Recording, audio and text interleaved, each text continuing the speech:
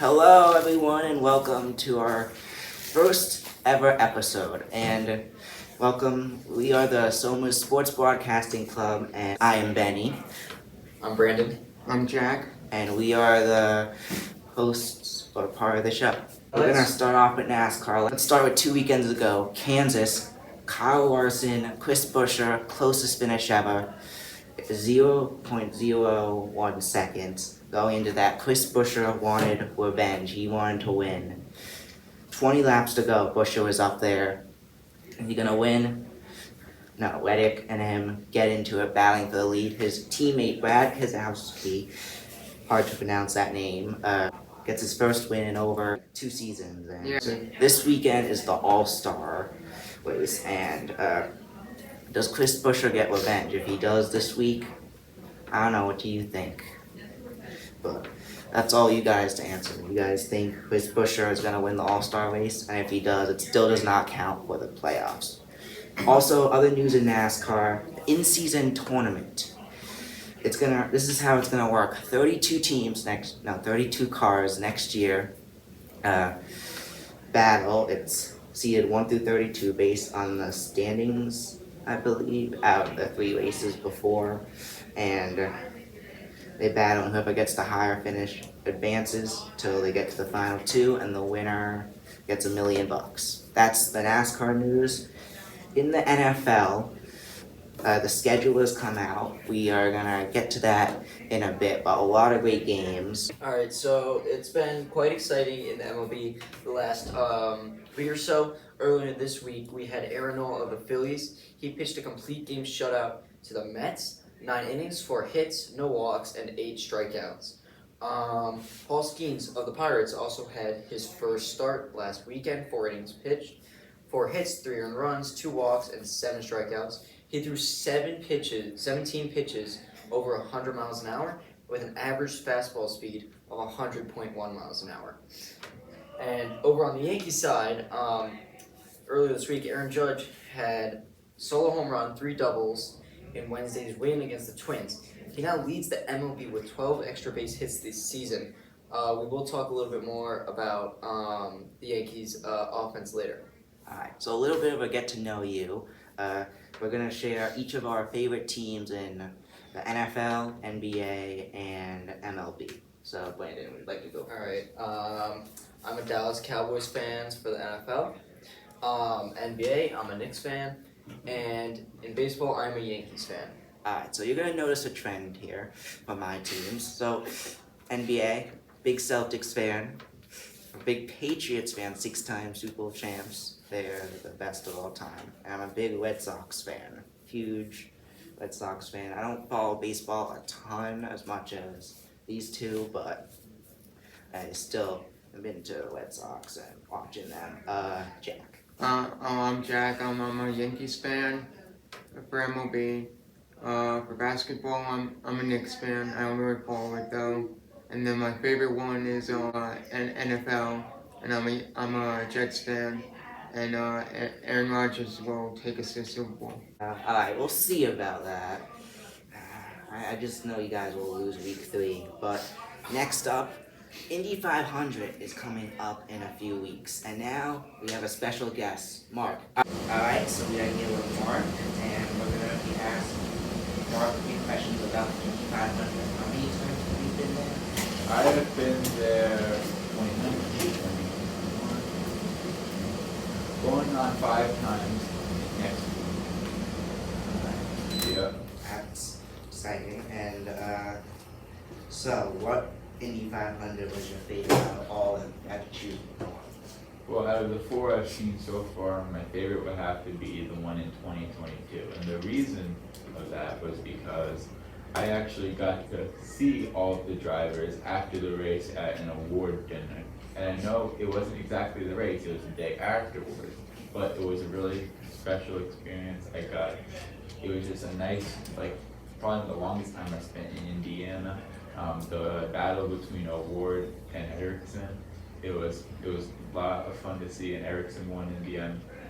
But it was nice to see all of these drivers that you just see, and you see them racing, and they're kind of they have a legendary status.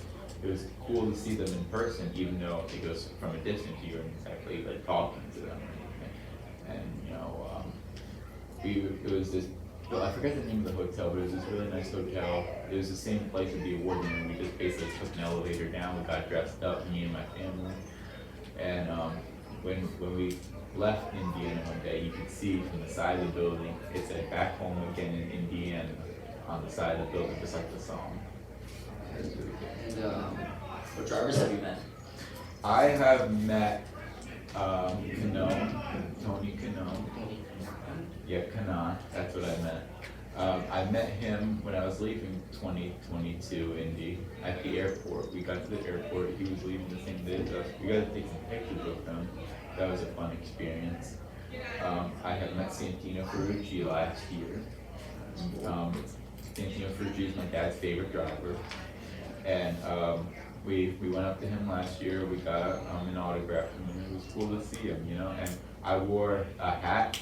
And basically, Santino Ferrucci has this kind of like crazy hair, and you can wear it as like a hat, like kind of replicating his hair. And I was wearing it, and like apparently a bunch of those other fans were also wearing his hat there.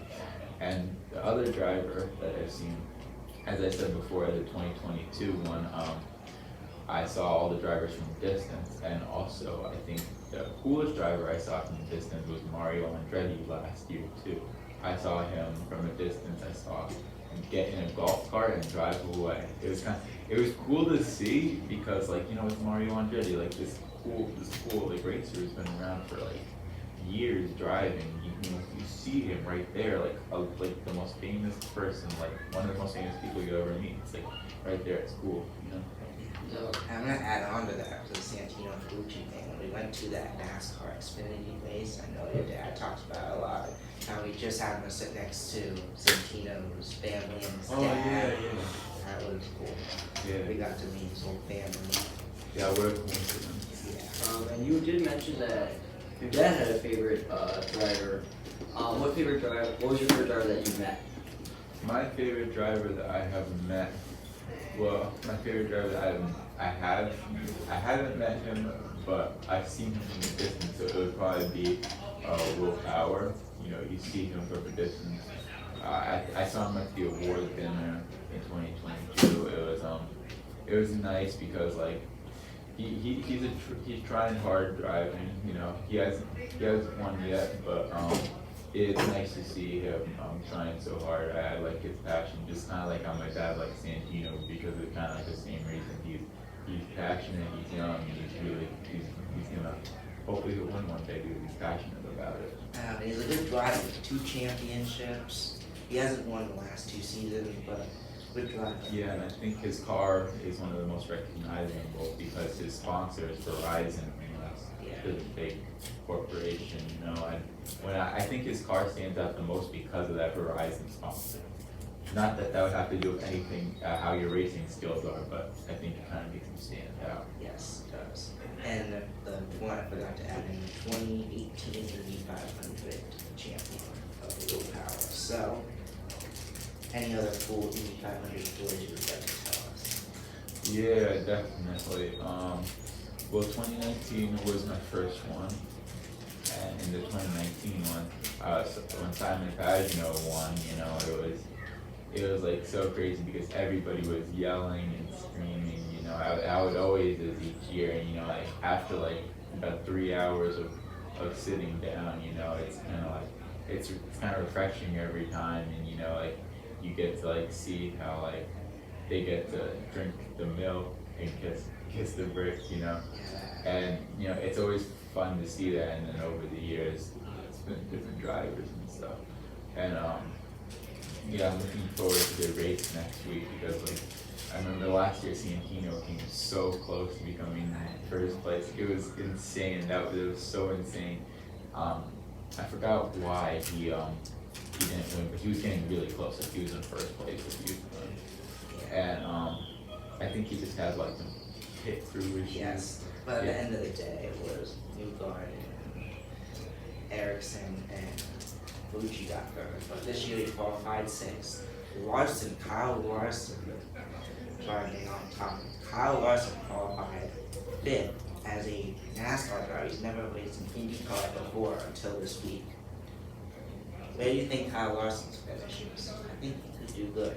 I got him coming in fourth. Oh, that's your prediction? Because he's good at any car. Yeah, I'd say around that time, you know. Something interesting that it's a little disappointing. It's not disappointing, it's just kinda like not really sad either, just kinda like something like what I'm trying to say is like the Andretti family, like as the racers went on, they kinda got like less winning, you know, because Yeah, so like Michael Andretti, like he's been taking it really slow because he also he just doesn't want to get into a big crash because like, you know, he's just standing out. But it's kind of crazy seeing like how like arguably like the fastest driver in the world, Mario Andretti, and you know his grandson isn't like not the best, not like the worst driver, but he's been taking it slow and you know he's been like coming in like not fast at least, but like close to the end, you know, like, something like that. Alright, well, thank you for joining us today. Thank you for having me. Of course. Alright, so now to the NBA side of things. Probably the most excitingest, at least in my opinion, of what's going on right now in the world of sports. And as you can see up here, I'm gonna predict who's gonna win each game. So right now, at least at the time where I am, is Friday the 17th, and we're gonna predict based on the standings then who's gonna win. So the Celtics advanced as of Wednesday night. The Celtics Cavs had a great, exciting series.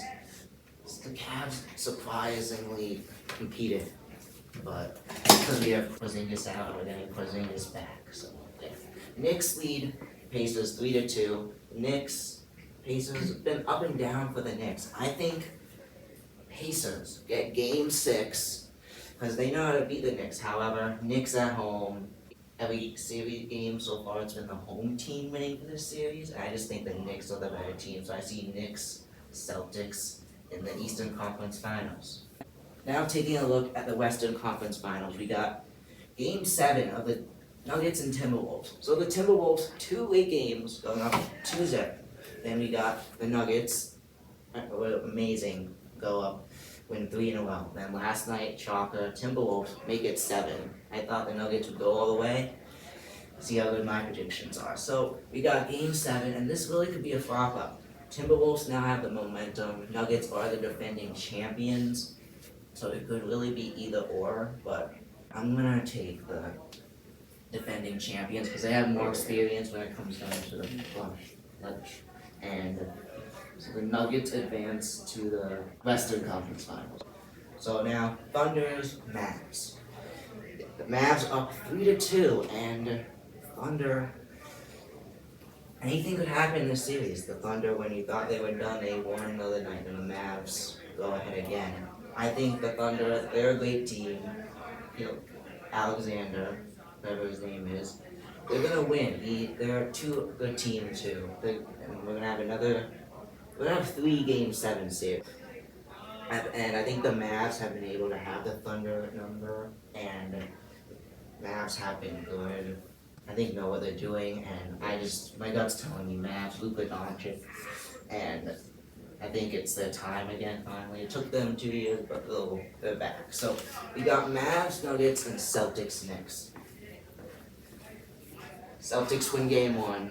Celtics have had the advantage against the Knicks pretty much all year. There's that one game towards the end of the season when the Celtics benched everyone that the Knicks destroyed the Celtics, but we don't talk about that. Game 2 in Boston again.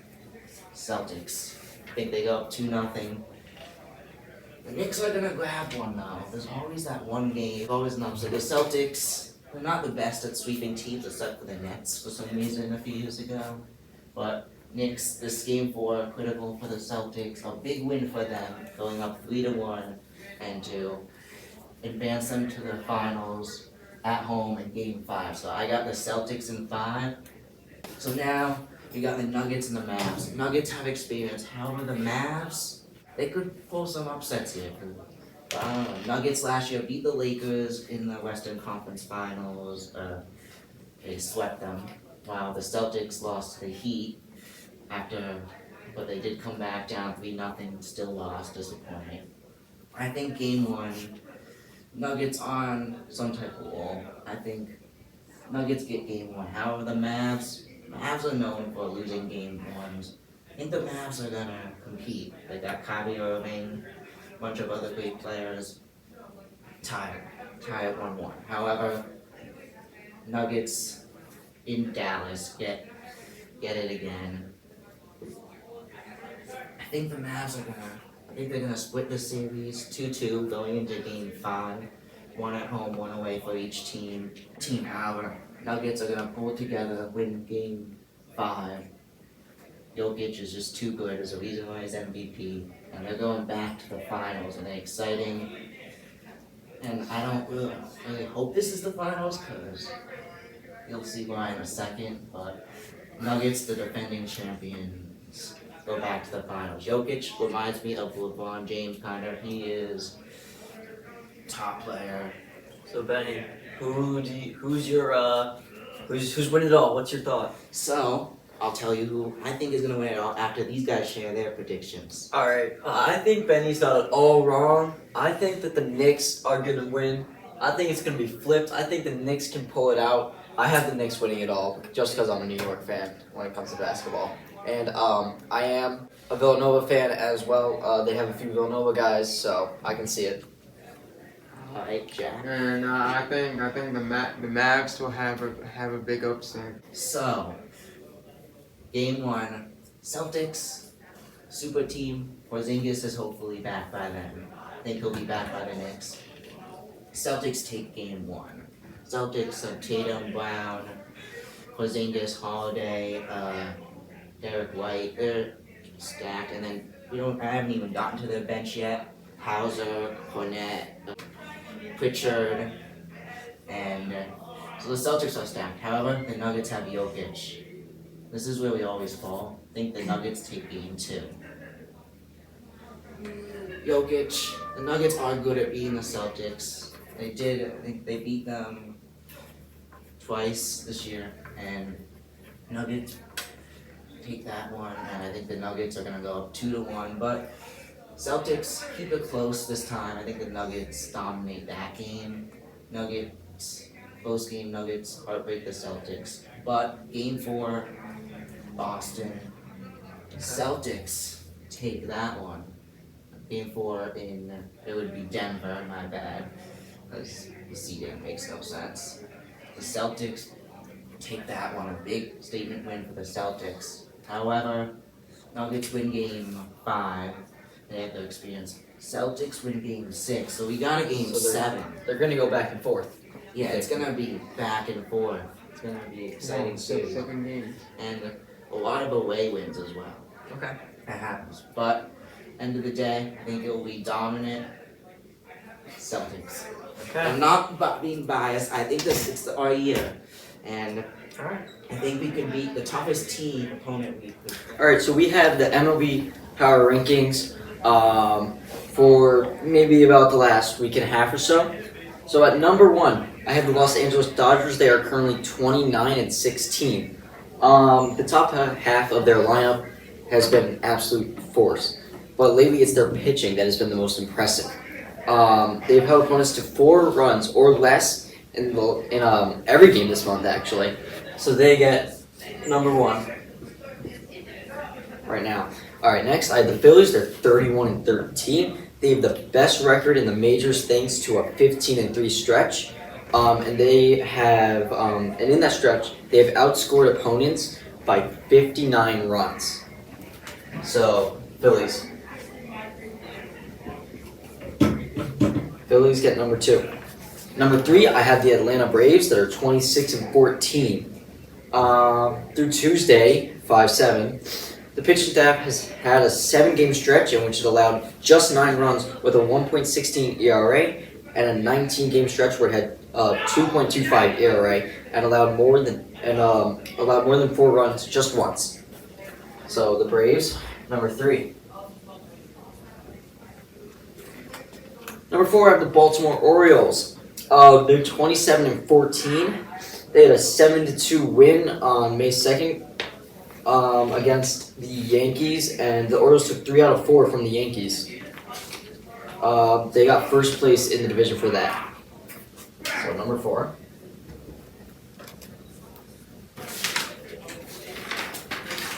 Now number 5, I have the New York Yankees. They're 29-15. Yep. The Yankees bullpen has been one of the best in baseball by far this season, and that's without Garrett Cole. So hopefully we're seeing. Hopefully he's coming back soon. Last weekend, he threw off a mound about 29 pitches, I believe, and the offense is amazing. Aaron Judge did have a bit of a slow start, but with 2 superstars on the team, the other one being Juan Soto, you can have one not doing so hot and one doing great. So you're going to have times where one's doing good and times where both are going to be doing good. Right now we're seeing Aaron Judge he's doing good, and Soto's struggling a little bit, but I think he's gonna figure it out soon. So the New York Yankees, and number 5. Number 6, I have the Cleveland Guardians that are 27-17. Sorry, they're third in the AL in runs scored, despite ranking 10th in batting average, 6th in OBP, and 8th in slugging percentage. Multiple of the hitters have an OPS of over 900. So that's going to give the Cleveland Guardians. I have the Milwaukee Brewers at number 7. They're 26-17. The Brewers continue to score runs at a surprising rate. They totaled 37 in 5 wins over the past week. They had an 11-2 blowout of St. Louis on May 10th. Brewers, number 7. Chicago Cubs at number 8. They're 25-19. Javier Assad, his 6 shutout innings against the first place Brewers on May 5th was a thing of beauty. He only struck out 4 hitters, allowing his defense to do its thing. He is old school, relying on his sinker as much as any other pitch. Number 9, we have the Minnesota Twins at 24-18. The Twins 3-1 win over the Red Sox on May 4th. That victory was Minnesota's 12th straight vaulting the club from 7-13 to 19-13 in less than 2 weeks. They are currently 24-18. Twins at number 9. I'm sorry, Benny. Red Sox did not make it this time. Number 10, I have the Kansas City Royals. They're 26-19. They rank in the middle of the pack in the most key offensive categories, including runs. However, after the 7th inning, they are tied for 2nd in runs, 3rd in homers, and have the highest team OPS with runners in scoring position. So Royals at 10. So right now, we have 1 the Dodgers, 2 Phillies, 3 Braves, 4 Orioles, 5 the Yankees, 6 the Guardians, 7 the Brewers, 8 Cubs, 9 Twins, and 10 Royals. Anyone have any thoughts about that they want to share? We're the Red Sox. I'm sorry, not this time. They didn't stand out. Jack? I agree with what you picked, and the Yankees should just be getting better. Yes, hopefully we can get Garrett Cole and DJ LeMahieu back soon.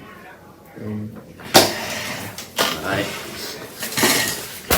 So, the NFL schedule release came out as of Wednesday, and we got a lot of good games. What is one game that you would like to highlight or that you look forward to? Well, one of them is Chiefs and Ravens. That's what a lot of people wanted the Super Bowl to be last year. We'll get the Super Bowl winner, and we'll get the MVP winner on the Ravens from last year. So it should be very interesting.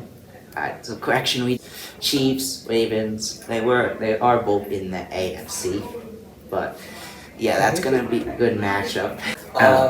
I think that's going to be a good matchup. Me being a Cowboys fan, I am looking forward to Cowboys versus the Ravens. The Ravens did beat the Cowboys last year by a big point difference, but I think the Cowboys have proven that they can beat good teams in certain situations. Alright, so the game I'm looking forward for. So the Chiefs go to the Super Bowl every year. The one team that's been able to stop them, one player that's still in the league, Joe Burrow. Week 2, Chiefs, Bengals. Okay. It was last year when the Chiefs played the Bengals, where Chiefs won, Burrow wasn't even there. Then the Chiefs started their win streak. I'm excited to see how Burrow is going to do when he's back. The Chiefs are a good first big test, and I think Burrow could do it. So it's a little early, but that's okay. What are your predictions for Super Bowl 59? Jack, you want to start? I think the Jets will win it. Assuming Aaron Rodgers doesn't get injured, the Jets should make it. I think Bengals. I think this is Burrow's year, and everyone's doubting the Bengals, but I think their schedule not that hard. For the part I did so far, I just see the Bengals going all the way. I think it's their year. All right. And I have the San Francisco 49ers. They were in the Super Bowl last year. They just barely lost to the Chiefs in overtime. I think this is their year. All right, so there we have it. Tune into our episode. Coming up next, release date you'll see below, and we'll be predicting our NFL schedule. Yeah. And thank you guys. Well, thank you, and see you next week.